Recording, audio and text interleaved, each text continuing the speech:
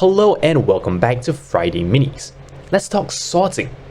Now, you know what sorting does, right? It takes a list of things or whatever and it puts it in order.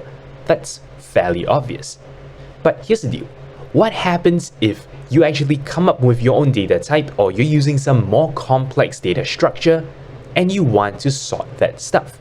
Turns out it's not as simple anymore because, well, how do you actually put it in order? If every item within my complex structure has, lots of little items inside, your programming language is not going to know what to compare against each other in order to figure out, what comes first and what comes later. So that's the problem.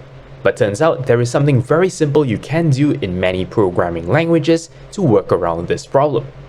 Essentially, all you need to do is to teach your programming language how to compare two different items of the same type, your custom type. So if you're using something like Java and you've built your own class, you can implement this thing known as comparable.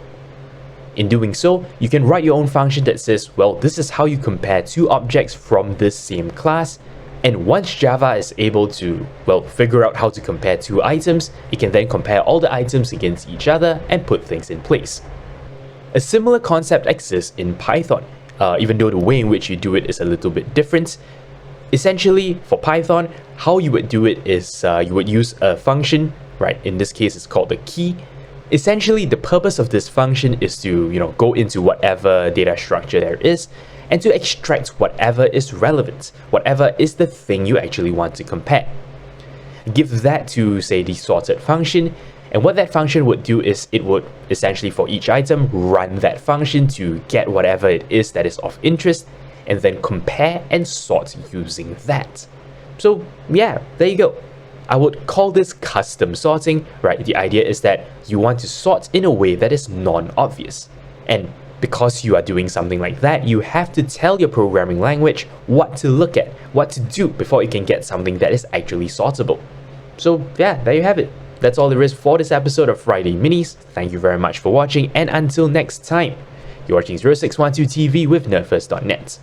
Thank you very much for watching. If you like my work and are feeling generous, you can shoot me a one-time donation on PayPal or sign up for a recurring one on Patreon. Of course, you can simply like, comment, and subscribe. You know the deal. For more videos, links to my channel and a related playlist are on screen. Thank you for your support.